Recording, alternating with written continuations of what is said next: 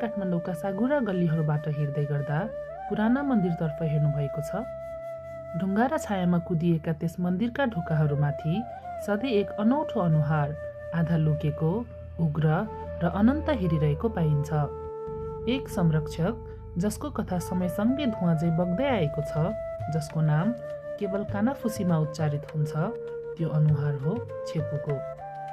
तर छेपु को थिए त, र किन उहाँको रूप सधैँ दाँत देखाएको र भस्म पार्ने मुद्रामा प्रत्येक पवित्र ढोकामाथि अझै राखिएको हुन्छ? यस प्रश्नको उत्तर खोज्न हामीलाई यो सहर उपत्यका बन्नुभन्दा र मानिसहरूले यसभन्दा धेरै पहिला फर्किनुपर्छ। नमस्कार सबैजनालाई, यहाँहरूलाई क्रिसेन्ट स्टोरी टेलर्समा स्वागत छ।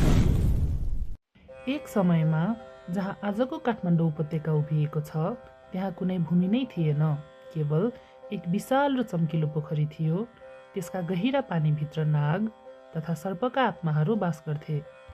तालको मुटुमा एउटा अद्वितीय कमलको फूल फुलेको थियो।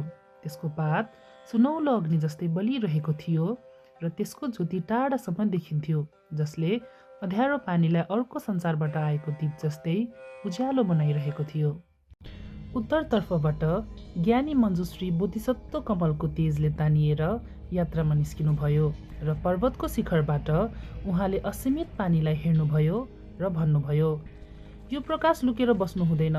जहाँ यस्तो ज्योति प्रज्वलित छ, त्यहाँ एउटा सहर हुनैपर्छ।